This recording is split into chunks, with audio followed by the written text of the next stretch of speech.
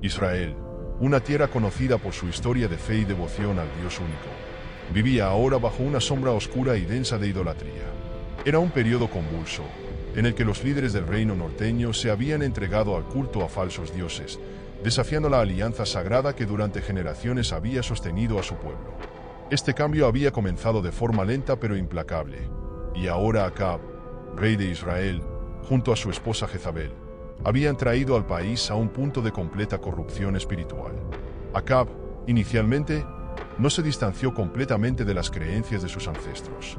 Sin embargo, con la llegada de Jezabel, princesa sidonia y ferviente adoradora de Baal, el rey fue seducido por la adoración a este falso dios.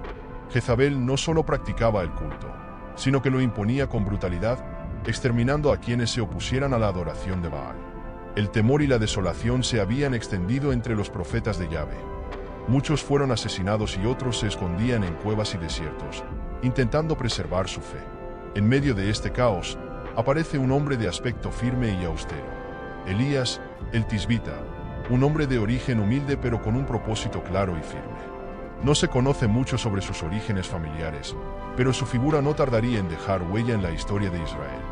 Era un profeta que escuchaba y obedecía la voz de Yahvé. A diferencia de otros, no temía en enfrentar el poder del rey y el dominio de Jezabel. Su propósito era simple pero inmenso: restaurar la fidelidad de Israel a su Dios. La misión de Elías comenzó con una convicción irrefrenable. Elías era consciente del peligro que implicaba su misión, pero el fervor en su corazón lo impulsaba más allá del temor. Sabía que, al confrontar al rey, se enfrentaba no solo a Acab, sino también a los ejércitos de Baal y la ira inquebrantable de Jezabel. A pesar de todo, Elías no titubeaba. De pronto, el profeta se encuentra frente al imponente palacio real, en el corazón de Samaria. La mirada de Acab, expectante, se posa sobre Elías, que desafía al rey con una declaración escalofriante. Vive el Señor Dios de Israel, en cuya presencia estoy, que no habrá rocío ni lluvia en estos años, sino por mi palabra. Con estas palabras, Elías anunciaba la sequía que devastaría la tierra y pondría a prueba la fe de Israel. Sin decir más, Elías se retira en silencio, dejando tras de sí una atmósfera de desconcierto y temor. El reino de Israel se preparaba para enfrentarse a una temporada de sequía y hambre, mientras el profeta, guiado por la voz de Dios, desaparecía en el desierto. Elías se adentró en el desierto, dejando atrás el bullicio y la opulencia de la corte real, para sumergirse en la soledad. Había proclamado las palabras de Yahvé y ahora esperaba con humildad las instrucciones divinas sobre su próximo paso. Los días de sequía comenzaban a asolar Israel, y Elías, consciente del sufrimiento que sobrevendría, sabía que necesitaba confiar en Dios para sobrevivir en medio de esa adversidad. Dios le ordenó retirarse al arroyo de Kerit, un lugar escondido y apartado de las rutas de acceso a Samaria. Allí, entre las rocas y la naturaleza salvaje, Elías encontraría el refugio que necesitaba para escapar de la furia de Jezabel y Acab. Con cada paso que daba en el desierto, sentía la dureza del suelo bajo sus pies y el viento caliente sobre su rostro. A pesar de las adversidades, su fe se mantenía firme, segura de que Yahvé lo había enviado y que, de alguna manera, lo sustentaría. El arroyo de Kerit, aunque pequeño y escondido, ofrecía un fluir constante de agua, suficiente para que el profeta pudiera saciar su sed en medio de la sequía que se intensificaba. Pero no era solo el agua lo que necesitaba para sobrevivir. Dios había ordenado a los cuervos que alimentaran a su profeta. Cada mañana y cada tarde, aquellos cuervos negros y fuertes volaban hacia el lugar donde Elías se refugiaba, trayéndole pedazos de pan y carne. Elías los esperaba en silencio. Al verlos llegar, su corazón se llenaba de gratitud y reverencia por el milagro de Dios en su vida. Los días se sucedían, y Elías aprendía a vivir en la quietud del desierto, aislado del mundo y en comunión constante con Yahvé. Observaba el cielo sin nubes y la tierra seca y agrietada a su alrededor, sintiendo la devastación que avanzaba inexorablemente sobre Israel. Sin embargo, en su soledad, entendía que todo esto tenía un propósito mayor: hacer que el pueblo de Israel se volviera hacia Dios. Pero, con el paso del tiempo, el arroyo de Kerit comenzó a secarse. La sequía, implacable, consumía cada fuente de agua en el reino, y el refugio de Elías ya no era sostenible. En ese momento, Dios le habló de nuevo, indicándole que su próximo destino lo llevaría a una ciudad extranjera, donde, una vez más, la providencia de Yahvé se manifestaría para salvarlo. Si te ha gustado este contenido, no olvides dejar tu like y suscribirte al canal. Así me ayudas a seguir trayendo más vídeos como este. Activa la campanita para no perderte ninguna novedad. Gracias por tu apoyo. Elías partió de Querit obedeciendo la voz de Dios, dejando atrás el arroyo seco y adentrándose en el camino hacia Sarepta, una pequeña ciudad en la región de Sidón. La sequía, como una sombra invisible y cruel, había afectado también a las tierras vecinas, extendiéndose más allá de las fronteras de Israel. Mientras avanzaba bajo el sol abrasador, Elías sentía el peso de la misión que lo llevaba a una tierra extranjera, donde una mujer desconocida sería la clave para su supervivencia. Al llegar a Sarepta, Elías contempló las calles polvorientas y las miradas cansadas de la gente. En la entrada de la ciudad, se encontró con una viuda que recogía leña. Era una mujer de apariencia frágil, desgastada por el hambre y la dureza de la sequía. Elías, sintiendo que Dios lo guiaba a acercarse a ella, le habló con una mezcla de compasión y confianza. «Por favor, tráeme un poco de agua en un vaso para que pueda beber». La mujer, aunque sorprendida, asintió y se dirigió a buscar el agua. Antes de que se alejara demasiado, Elías la llamó nuevamente. «Tráeme también un poco de pan». La petición del profeta parecía absurda, casi cruel, en un tiempo de escasez extrema. La mujer se detuvo y, con una expresión de tristeza en sus ojos, explicó la dura realidad que enfrentaba. «Vive el Señor tu Dios que no tengo ni un pedazo de pan. Solo me queda un puñado de harina en una tinaja y un poco de aceite en una vasija. Estaba recogiendo unos leños para prepararlos para mí y para mi hijo, para que comamos y luego muramos». Elías, sin embargo, la miró con una calma serena, como si ya viera el milagro antes de que sucediera. «No temas», le dijo con voz firme. «Haz primero una pequeña torta para mí y tráemela. Después harás algo para ti y para tu hijo. Porque así dice el Señor, Dios de Israel: la harina de la tinaja no se acabará ni el aceite de la vasija disminuirá hasta el día en que el Señor haga llover sobre la tierra». La viuda, movida por una extraña confianza en las palabras del profeta, obedeció. Preparó el último pedazo de pan y lo llevó a Elías. Al regresar a su casa, encontró que la tinaja de harina y la vasija de aceite se mantenían llenas, como si jamás se hubieran agotado. Día tras día, la harina y el aceite se renovaban milagrosamente, sosteniendo a la viuda, a su hijo y al profeta en medio de la sequía. Aquel milagro, sencillo pero poderoso, fue un recordatorio del cuidado de Dios en tiempos de desesperación. La viuda, al abrir su hogar y compartir lo poco que tenía, fue testigo de una provisión divina que desafió toda lógica. Elías, por su parte, veía en ese milagro la mano de Dios reafirmando su misión, incluso en una tierra lejana, y ambos, juntos, se convertían en un símbolo de fe y obediencia en medio de la adversidad. Con el paso de los días, la casa de la viuda se convirtió en un refugio seguro para Elías. La abundancia milagrosa de harina y aceite continuaba, una provisión diaria que sostenía a la mujer, su hijo y al profeta. Sin embargo, el alivio trajo consigo un inesperado dolor. Una mañana, sin previo aviso, el hijo de la viuda enfermó. Su cuerpo, antes robusto y lleno de vida, se debilitaba rápidamente, consumido por una fiebre implacable que no cedía. La mujer, desesperada, sostenía a su hijo en brazos mientras su respiración se volvía cada vez más débil, hasta que, finalmente, el pequeño dejó de respirar. En ese instante, la viuda sintió una punzada de ira y dolor. Llenando sus ojos de lágrimas, se dirigió a Elías, cargada de frustración y tristeza, preguntándole con voz rota: «¿Qué tengo yo que ver contigo, hombre de Dios? Has venido para recordarme mis pecados y para hacer morir a mi hijo». Su dolor era profundo, como el de una madre que no entiende el propósito de tan grande aflicción. Elías, sintiendo el peso de su propia impotencia, se inclinó sobre el cuerpo del niño y lo tomó en sus brazos. En silencio, lo llevó hasta el piso superior de la casa, a la habitación donde él mismo se alojaba, y allí, en la soledad, se arrodilló. Su corazón estaba lleno de angustia, y una fervorosa oración brotó de sus labios: «Señor, mi Dios, has traído también mal sobre esta viuda con quien me hospedo, haciendo morir a su hijo». Extendiendo su cuerpo sobre el niño, Elías imploró a Dios 3 veces, pidiendo que el alma del niño regresara a él. Su clamor era intenso, una súplica cargada de fe y de confianza en el poder del Altísimo. De repente, el niño abrió los ojos, y el aliento de vida volvió a su pequeño cuerpo. Elías, conmovido, lo tomó en brazos y descendió hasta donde la viuda esperaba, entregándole al niño con una sonrisa de alivio y gozo. La mujer, al ver a su hijo vivo, se llenó de asombro y gratitud. Con lágrimas de alegría, miró a Elías y le dijo: «Ahora sé que eres un hombre de Dios y que la palabra del Señor en tu boca es verdad». Este milagro no solo restauró la vida de su hijo, sino también la fe de la viuda, confirmando que Elías era, sin duda, un profeta enviado por el Dios verdadero. Mientras la sequía seguía devastando Israel, la fama de Elías crecía entre el pueblo. La historia de la viuda de Sarepta y el milagro de su hijo habían comenzado a extenderse, inspirando temor y respeto hacia el profeta. Elías sentía el llamado de Dios a regresar a Israel y enfrentar la corrupción de Acab y Jezabel, quienes habían sumido al reino en la adoración de Baal. Así, impulsado por su misión, Elías se dirigió de nuevo a Samaria, sabiendo que un enfrentamiento crucial lo esperaba. Elías se presentó ante Acab con una firmeza que sorprendió al mismo rey. Sus ojos, cargados de determinación, desafiaban sin miedo a la figura de autoridad que tenía ante sí. «Eres tú, perturbador de Israel», lo acusó Acab, tratando de culparlo por la sequía.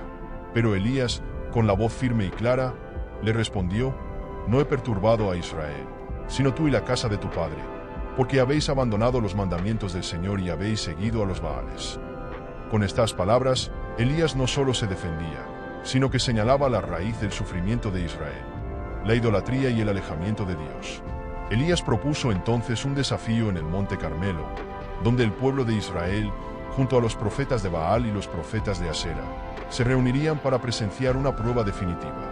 Elías llamó a Acab a congregar a todo el pueblo y a los 450 profetas de Baal, afirmando que el Dios verdadero se revelaría mediante un signo. Ante el reto, Acab no dudó.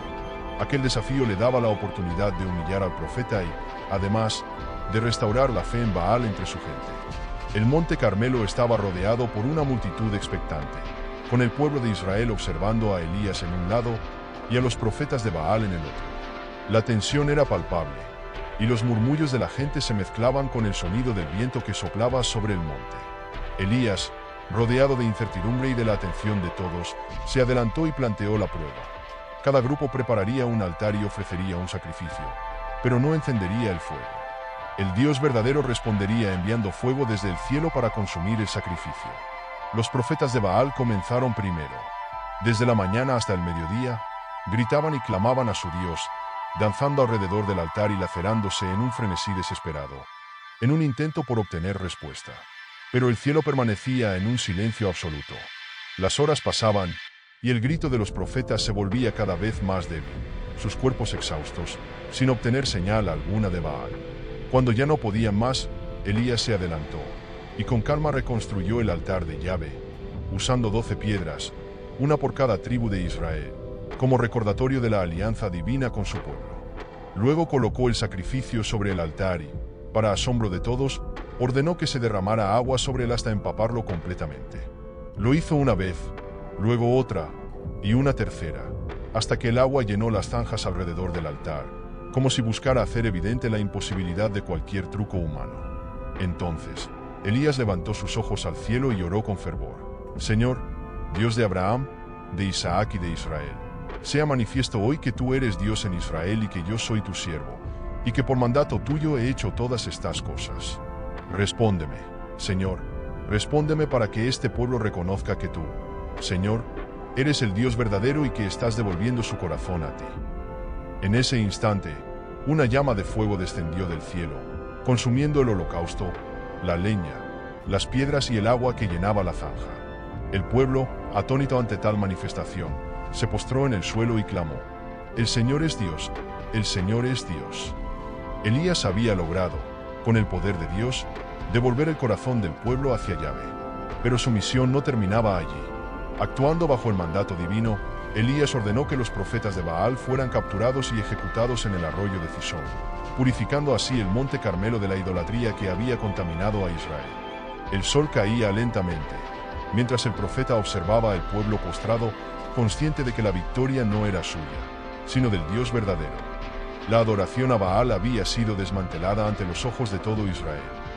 Y Elías, con la misma calma y determinación, continuaría su misión, esperando con confianza la respuesta de Dios en forma de lluvia, que devolvería la vida a la tierra. Con el fervor de la adoración a Yahvé restaurado entre el pueblo, Elías se sintió revitalizado. Sabía que aún faltaba un último paso para completar la obra de Dios en Israel, el regreso de la tan ansiada lluvia. Al caer la tarde, el aire en el monte Carmelo estaba impregnado de una mezcla de calma y expectativa. Elías, sereno pero consciente de la urgencia del momento, subió a la cima del monte y se arrodilló, inclinando su rostro hasta el suelo en una postura de profunda humildad y reverencia. Con el corazón fervoroso, Elías comenzó a orar. Cada palabra que salía de sus labios era una súplica sincera, un clamor pidiendo que Dios volviera a abrir los cielos sobre una tierra agotada por la sequía. Luego, sin perder la fe, llamó a su siervo y le pidió que mirara hacia el mar en busca de algún signo de lluvia. Sin embargo, el siervo regresó y le dijo que no había nada, ni una nube, ni un indicio en el cielo despejado. Pero Elías no se desanimó. Persistió en su oración, una vez tras otra, cada vez más convencido de que Dios respondería. Envió a su siervo 7 veces, en una demostración de fe y paciencia, hasta que, finalmente, en el 7º intento, el siervo regresó y le dijo: «He visto una nube pequeña, como la palma de una mano, que sube del mar». Para muchos, una nube pequeña podría parecer insignificante, pero para Elías, aquel diminuto signo era la promesa de que Dios había escuchado su oración. Con una mezcla de alegría y urgencia, Elías se levantó y envió un mensaje a Acab: «Prepara tu carro y desciende para que la lluvia no te detenga». En cuestión de minutos, el cielo comenzó a oscurecerse, las nubes se acumularon rápidamente, y una densa y poderosa lluvia cayó sobre la tierra reseca. El ruido de la tormenta retumbaba en el valle, y el agua corría por los campos, llenando los ríos y renovando la vida que parecía haber sido extinguida. Elías, fortalecido por el Espíritu de Dios, descendió corriendo hasta Jezreel, mientras la lluvia, abundante y generosa, marcaba el fin de la sequía y la restauración de Israel. La oración persistente de Elías no solo trajo lluvia, sino que se convirtió en un recordatorio eterno de que Dios responde a sus fieles y de que incluso una pequeña nube puede ser el inicio de grandes milagros. Tras el contundente triunfo sobre los profetas de Baal en el monte Carmelo y la esperada llegada de la lluvia, Elías se enfrenta a una inesperada amenaza. La reina Jezabel, enfurecida por la humillación de sus profetas y la restauración de la adoración a Yahvé, lanza una advertencia mortal hacia el profeta: «Así me hagan los dioses y aún me añadan, si mañana a esta hora no he hecho de tu vida lo que tú hiciste con ellos». Ante el eco de sus palabras y el peligro inminente, Elías, temeroso y agotado por la persecución, decide huir hacia el desierto, llevándose consigo solo su vida y una profunda tristeza. En su recorrido hacia el sur, Elías, extenuado, se interna en la vasta soledad del desierto. Tras días de caminar en este árido paraje, el agotamiento físico y espiritual le vence. En su desesperanza, se detiene bajo la sombra de un enebro, susurra una oración, casi un lamento, y clama: «Basta ya, Señor, toma mi vida, pues no soy mejor que mis antepasados». Elías, en ese momento, se siente hundido en la misma crisis de fe que ha tratado de combatir en su pueblo. Su espíritu, desgastado, lucha por encontrar sentido a su misión. En ese instante de profunda vulnerabilidad, un sueño profundo le envuelve. Al despertar, encuentra junto a él un pan caliente y una vasija de agua. Un ángel del Señor le ofrece el sustento, diciendo: «Levántate y come, porque el largo camino te espera». Así, fortalecido, Elías se alimenta y vuelve a dormirse. Una segunda vez, el ángel le anima a continuar, y de nuevo, Elías come, sintiendo que algo se renueva en él.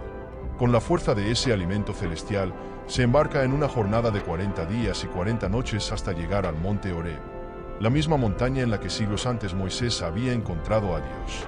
Al llegar a Horeb, Elías se refugia en una cueva. En la soledad de la caverna, Elías aguarda una respuesta, deseoso de comprender el propósito de su sufrimiento y de su misión. En ese momento, Dios le pregunta: «¿Qué haces aquí, Elías?».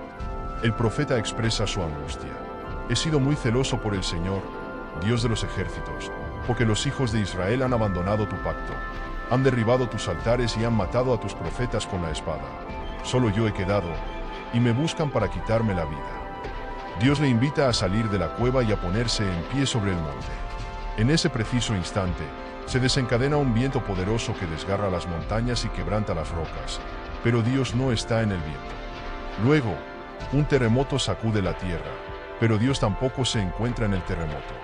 Finalmente, un fuego ardiente atraviesa la llanura, pero Dios no se revela en el fuego. Tras el fuego, se oye un susurro apacible, una voz suave y tranquila que habla a Elías. Elías, al percibir esta voz, cubre su rostro con su manto y se postra, reconociendo la presencia de Dios en ese susurro, lleno de calma y paz.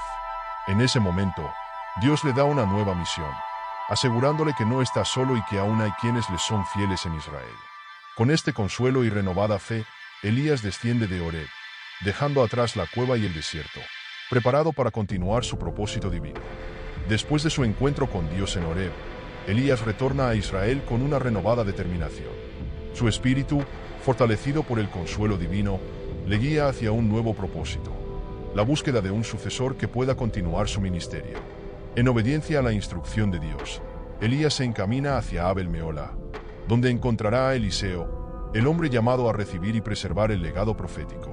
Eliseo es un hombre sencillo, dedicado al trabajo en el campo. Se le encuentra arando con 12 yuntas de bueyes, un esfuerzo que refleja su dedicación y compromiso con la tierra de su familia. Sin embargo, la llegada de Elías a su vida marca un cambio de rumbo irreversible. Elías se acerca sin decir palabra, y con un gesto solemne lanza sobre él su manto, símbolo de la transferencia de la autoridad y la bendición profética. Eliseo, conmovido, comprende de inmediato la magnitud de este acto.